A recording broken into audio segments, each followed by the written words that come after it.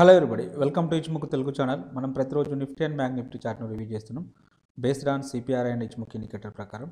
అందులో భాగంగా రేపు ఎలా ఉంటుందో ఒకసారి చూద్దాం. ముందుగా సారీ ఫ్రెండ్స్, నిన్నటి రోజున నేను అందుబాటులో లేను, అందుకే వీడియో అయితే చేయలేదు.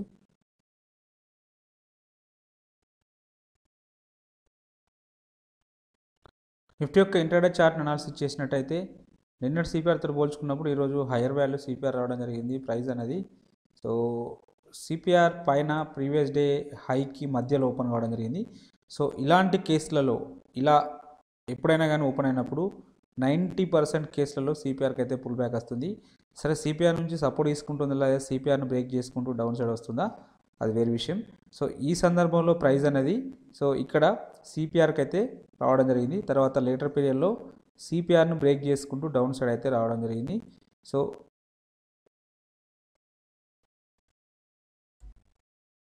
ఇది మన యొక్క ఎంట్రీ పాయింట్ అవుతుంది, ఇది ఎంట్రీ పాయింట్ అవుతుంది.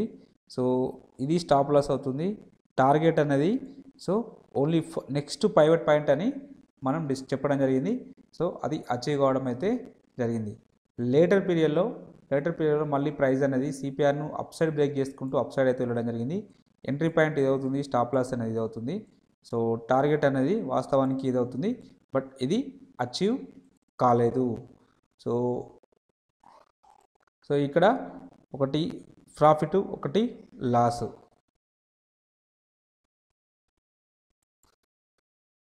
ఇంకా సప్లై డిమాండ్ జోన్స్ను డిస్కషన్ చేసినట్టయితే సో ఇక్కడ మనం ఇవ్వబడిన లెవెల్కి ప్రైస్ అనేది ఇక్కడ ఒక లెవెల్ ఉంది, ఈ లెవెల్కి అయితే ప్రైస్ రీచ్ కాలేదు.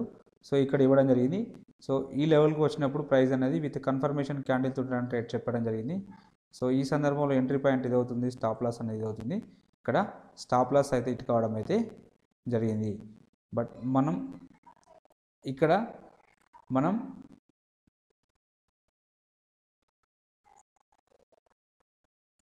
ఇది ఈ గ్యాప్ అప్ క్యాండిల్, ఇలా gap up candle, opening candle అనేది గ్యాప్ అప్ రావడం జరిగింది. గ్యాప్ అప్ వచ్చినప్పుడు నెక్స్ట్ ఇది ఒక బేస్ క్యాండిల్, తర్వాత ఒక మంచి మూమెంటం క్యాండిల్ రావడం జరిగింది.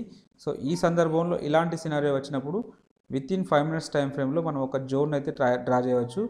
ఇది బేస్ క్యాండిల్ని బేస్ చేసుకుంటూ మనం ఒక జోన్ డ్రా చేస్తే సో ప్రైస్ అనేది ఈ లెవెల్కి వచ్చినప్పుడు చూడండి ఎంత అద్భుతంగా రియాక్ట్ అయితే కావడం జరిగింది. First time reaction, second time కూడా రియాక్షన్ అయితే కావడం జరిగింది. సో పర్టికులర్గా ఇలాంటి గ్యాప్ అప్స్ వచ్చి సెకండ్ క్యాండిల్ అంటే ఇలా బేస్ క్యాండిల్ వచ్చినప్పుడు next follow up candle, momentum candle వస్తే డెఫినెట్గా అది హై ప్రాబబిలిటీ సెటప్ అయితే అవుతుంది.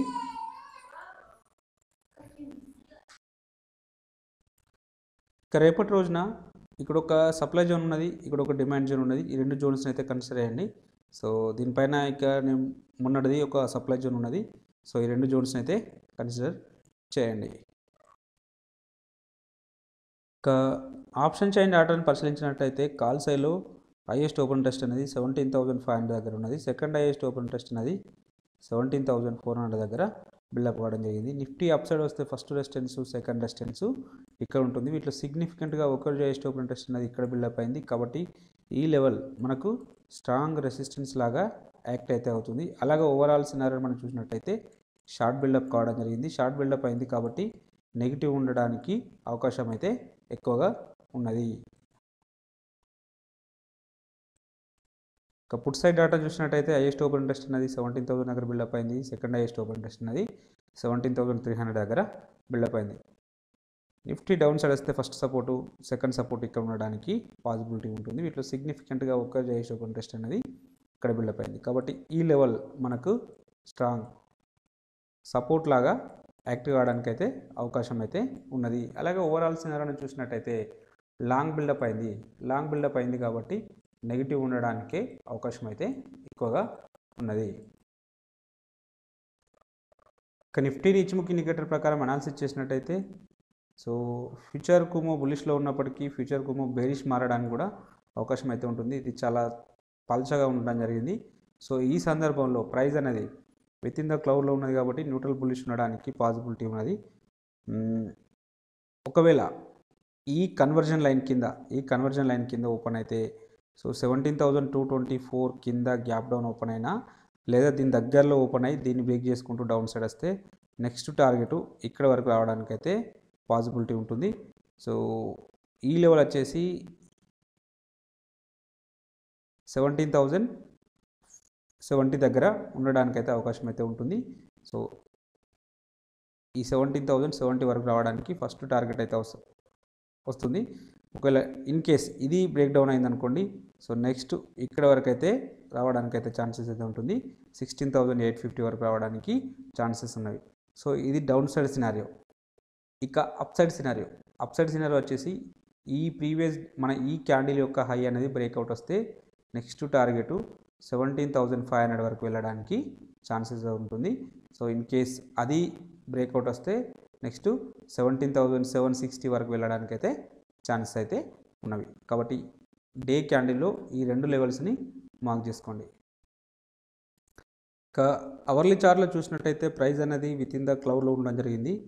సో ఈ సందర్భంలో కూడా సైడ్ వేస్ ఉండడానికే పాసిబిలిటీ ఉంటుంది. ఫ్యూచర్ కుమో బుల్లిష్లో ఉన్నప్పటికీ కూడా ఇక్కడ కూడా చాలా పల్చగా ఉన్నది ఫ్యూచర్ కుమో. సో కాబట్టి ఇది ఒకవేళ అప్ సైడ్ వెళ్ళవచ్చు, లేదా కొన్నిసార్లు ఇలా రావచ్చు. సో ఇలా వస్తే ఏమాత్రం గ్యాప్ డౌన్ ఓపెన్ అయినా, ఫ్లాట్ ఓపెన్ అయినా నెక్స్ట్ ప్రైస్ అనేది ఈ లెవెల్ని అయితే ఒక్కసారి టెస్ట్ చేస్తుంది. సో ఈ లెవెల్ వచ్చేసి 17,150 వరకు టచ్ చేయడానికి అయితే పాసిబిలిటీ ఉంటుంది. సో ఈ లెవెల్ని టెస్ట్ చేస్తుంది డౌన్ సైడ్లో. సో ఈ లెవెల్కి అంటే ఒకవేళ ఫర్ ఎగ్జాంపుల్ ఇక్కడ దీని దగ్గరలో ఓపెన్ అయింది అనుకోండి, గ్యాప్ డౌన్లో ఓపెన్ అయితే డెఫినెట్గా నెక్స్ట్ ఒకసారి ఈ లెవెల్ కూడా టెస్ట్ చేస్తుంటుంది. 17,070 లెవెల్ని టెస్ట్ చేయడానికి అయితే పాసిబిలిటీ ఉంటుంది. సో డౌన్ సైడ్లో ఈ రెండు లెవెల్స్ వర్కౌట్ కావడానికి అయితే పాసిబిలిటీ ఉంటుంది. కొంచెం గ్యాప్ డౌన్ ఓపెన్ అయితే ఈ సినారియో వర్కౌట్ అవుతుంది. సో స్లైట్గా అప్ సైడ్ లేదా మనకు గ్యాప్ అప్లో ఓపెన్ అయితే నెక్స్ట్ ఇక్కడ వరకు వెళ్ళడానికి అయితే ఛాన్స్ అయితే ఉంటుంది. ఈ లెవెల్ వచ్చేసి 17,500. నెక్స్ట్ ఆ తర్వాత లెవెల్ ఈ లెవెల్ వరకు వెళ్ళడానికి ఛాన్స్ అయితే ఉంటుంది. సో ఈ లెవెల్స్ని మార్క్ చేసుకోండి. ఇక బ్యాంక్ నిఫ్టీ యొక్క ఇంట్రాడే చార్ట్ అనాలిసిస్ చేసినట్టయితే సో ప్రైస్ అనేది విత్ ఇన్ ద సిపిఆర్లో ఓపెన్ కావడం జరిగింది. సో ఈ సందర్భంలో సిపిఆర్ని బ్రేక్ చేసుకుంటూ మూడో క్యాండిల్ అయితే డౌన్ సైడ్ రావడం జరిగింది. సో ఆ సందర్భంలో ఎంట్రీ పాయింట్ ఇది అవుతుంది, స్టాప్ లాస్ ఇది అవుతుంది, టార్గెట్ మాత్రం ఇది అవుతుంది. సో కాబట్టి ఇక్కడ ఆర్ఆర్ అనేది ఫేవర్గా లేదు కాబట్టి ట్రేడ్ ఇనిషియేట్ చేయాల్సిన అవసరం అయితే రాలేదు.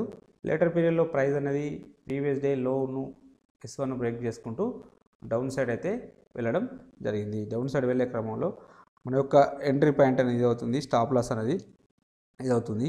ఇక్కడ స్టాప్ లాస్ అయితే హిట్ కావడం జరిగింది. సో మళ్ళీ సిపిఆర్కి పుల్ బ్యాక్ వస్తుందేమని చూడడం జరిగింది. బట్ సిపిఆర్కి అయితే పుల్ బ్యాక్ రాలేదు. నిఫ్టీలో అయితే అంటే సెకండ్ క్యాండిల్ వరకు పుల్ బ్యాక్ వచ్చింది. బట్ ఇక్కడ బ్యాంక్ నిఫ్టీలో రాలేదు. సో ఇంకా ముందు నుంచే వెనుకకైతే రావడం అయితే జరిగింది. సో బ్యాంక్ నిఫ్టీలో స్టాప్ లాస్ అయితే హిట్ కావడం జరిగింది. ఇక సప్లై డిమాండ్ జోన్స్ గురించి డిస్కషన్ చేస్తే సో ఇక్కడ ఒక మనం జోన్ ఇవ్వడం జరిగింది.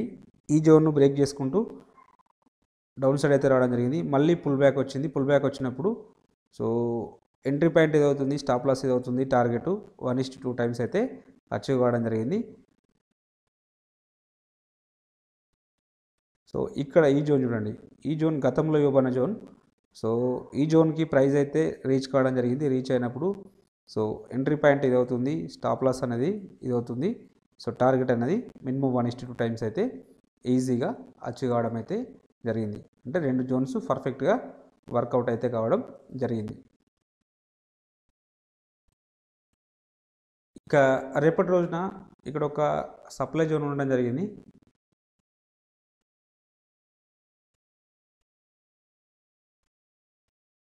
అలాగే ఇక్కడ ఒక డిమాండ్ జోన్ ఉన్నది. ఈ రెండు జోన్స్ అయితే కన్సిడర్ చేయండి. సో ఇక్కడ పైన ఒక సప్లై జోన్ ఉంది, ఈ జోన్స్ని కన్సిడర్ చేయండి. ఇంకా డిమాండ్ జోన్ వచ్చేసి ఇక్కడ కూడా ఒక డిమాండ్ జోన్ ఉంది. సో ఈ రెండు జోన్స్ని అయితే కన్సిడర్ చేయండి. పైన ఒక రెండు, కింద ఒక రెండు జోన్స్ని డ్రా చేయండి. ఆప్షన్ చైన్ డాటాను చూసినట్టయితే హైయెస్ట్ ఓపెన్ టెస్ట్ కాల్ సైడ్లో 38,500, సెకండ్ హైయెస్ట్ ఓపెన్ టెస్ట్ అనేది 38,000 దగ్గర బిల్డప్ అవ్వడం జరిగింది. బ్యాంక్ నిఫ్టీ అప్ సైడ్ వస్తే first resistance, second resistance peak ఉండడానికి పాసిబిలిటీ ఉంటుంది. ఇట్లా సిగ్నిఫికెంట్గా ఒకరి హైయెస్ట్ ఓపెన్ టెస్ట్ అనేది ఇక్కడ బిల్డప్ అయింది. కాబట్టి ఈ లెవెల్ మనకు స్ట్రాంగ్ రెసిస్టెన్స్ లాగా యాక్ట్ కావడానికి అయితే పాసిబిలిటీ ఉన్నది. అలాగే ఓవరాల్ సినారియోని మనం చూసినట్టయితే షార్ట్ బిల్డప్ కావడం జరిగింది. సో షార్ట్ బిల్డప్ అయింది కాబట్టి నెగిటివ్ ఉండడానికి అవకాశం అయితే ఎక్కువగా ఉన్నది.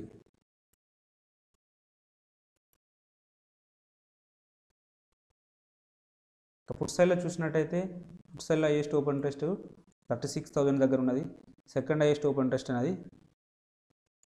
37 దగ్గర ఉండడం జరిగింది. బ్యాంక్ నిఫ్టీ డౌన్ సైడ్ వస్తే ఫస్ట్ సపోర్టు, సెకండ్ సపోర్టు ఇక్కడ ఉండడానికి పాసిబిలిటీ ఉంటుంది. ఇట్లా సిగ్నిఫికెంట్గా ఒక హైయెస్ట్ ఓపెన్ ఇంట్రెస్ట్ అనేది ఇక్కడ బిల్డప్ అయింది. కాబట్టి ఈ లెవెల్ స్ట్రాంగ్ సపోర్ట్ లాగా యాక్ట్ చేయడానికి అయితే పాసిబిలిటీ ఉన్నది. అలాగే ఓవరాల్ సినారియోని మనం పరిశీలించినట్టయితే పుట్ సైడ్లో లాంగ్ బిల్డప్ అయింది. పుట్ సైడ్లో లాంగ్ బిల్డప్ అయింది కాబట్టి నెగిటివ్ ఉండడానికి అవకాశం అయితే ఎక్కువగా ఉన్నది. ఇక ఇచ్చుముఖి ఇండికేటర్ ప్రకారం చూసినట్టయితే ప్రైస్ అనేది క్లౌడ్ పైన ట్రేడ్ అవుతుంది. సో బట్ బెరిష్ క్యాండిల్స్ అయితే ఫామ్ అవ్వడం జరిగింది. ఫ్యూచర్ కుమ బులిష్లో ఉన్నప్పటికీ సో ఇది డౌన్ సైడ్ స్లాంటింగ్ అవుతూ ఉంది. ఇలా వస్తే డెఫినెట్గా డౌన్ సైడ్ రావడానికి అయితే పాసిబిలిటీ ఉంటుంది. ఒకవేళ గ్యాప్ అప్ ఓపెన్ కాకపోతే ఫ్లాట్గా ఓపెన్ అయితే సో డెఫినెట్గా డౌన్ సైడ్ అయితే వస్తుంది. ఇక్కడ ఎందుకంటే కుమ కూడా వీక్గా ఉన్నది కాబట్టి సో ఫ్లాట్గా ఓపెన్ అయినా లేదా ఏమాత్రం గ్యాప్ డౌన్ ఓపెన్ అయినా సో నెక్స్ట్ టార్గెట్ ఇక్కడ వరకు అయితే రావడానికి అయితే ఒక అవకాశం అయితే ఉన్నది. సో ఈ లెవెల్ వచ్చేసి ఎగ్జాక్ట్ లెవెల్ వచ్చేసి 36,800 వరకు రావడానికి అవకాశం అయితే ఉన్నది డౌన్ సైడ్లో ఫస్ట్ లెవెల్. ఒకవేళ సెకండ్ లెవెల్ వచ్చేసి ఇక్కడ వరకు రావడానికి అయితే పాసిబిలిటీ ఉంటుంది. ఈ లెవెల్ వచ్చేసి 36,369 370 వరకు రావడానికి ఛాన్సెస్ అయితే ఉన్నవి. డౌన్ సైడ్లో ఈ రెండు లెవెల్స్ రావడానికి పాసిబిలిటీ ఉన్నది. ఫ్లాట్ ఓపెన్ అయినా లేదా గ్యాప్ డౌన్ ఓపెన్ అయినా ఈ రెండు లెవెల్స్ను టెస్ట్ చేయడానికి అయితే అవకాశం అయితే ఉన్నది. ఇంకా అప్ సైడ్ సినారియో ఈ ప్రీవియస్ డే హై అనేది బ్రేక్అవుట్ వచ్చి సో నెక్స్ట్ టార్గెట్ ఇక్కడ వరకు రావడానికి అయితే పాసిబిలిటీ ఉన్నది. సో ఈ లెవెల్ వచ్చేసి సో 38,700 వరకు రావడానికి పాసిబిలిటీ ఉంటుంది. In case heavy gap up వస్తే సో ఈ లెవెల్ కూడా బ్రేక్అవుట్ వస్తుంది, ఇక్కడ వరకు వెళ్ళడానికి ఛాన్సెస్ అయితే ఉంటుంది. అప్పుడు ఆ సందర్భంలో 39,400 వరకు వెళ్ళడానికి అయితే పాసిబిలిటీ ఉంటుంది. కాబట్టి పైన రెండు లెవెల్స్ కింద రెండు లెవెల్స్ని మార్క్ చేసుకోండి. ఇంకా అవర్లో చూసినట్టయితే కంప్లీట్గా మనకు బేరిష్నెస్ షో చేస్తుంది. ఫ్యూచర్ కుమో బేరిష్లో ఉన్నది. ప్రైస్ అనేది క్లౌడ్ కింద ట్రేడ్ అవుతుంది కాబట్టి డెఫినెట్గా బేరిష్ ఉండడానికి పాసిబిలిటీ ఉన్నది. సో ఈ సందర్భంలో నెక్స్ట్ టార్గెట్ అనేది ఇక్కడ వరకు రావడానికి అయితే పాసిబిలిటీ ఉంటుంది. 36,800 వరకు రావడానికి పాసిబిలిటీ ఉన్నది.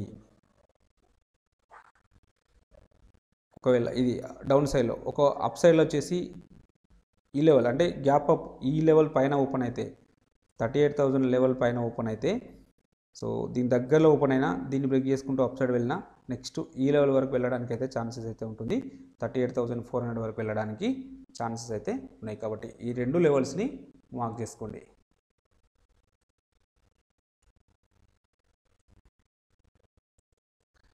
ఎఫ్ఐ డాటాను చూసినట్టయితే సో వాళ్ళు నిన్న కూడా సెల్ చేశారు 1,000 crores వర్తి. ఈరోజు మళ్ళీ సెల్ చేయడం జరిగింది 1,200 crores వర్తి. సో డౌన్ సైడ్ ఉండడానికే పాసిబిలిటీ ఉంటుంది. వీళ్ళు కంటిన్యూస్గా సెల్ చేస్తూనే వస్తున్నారు.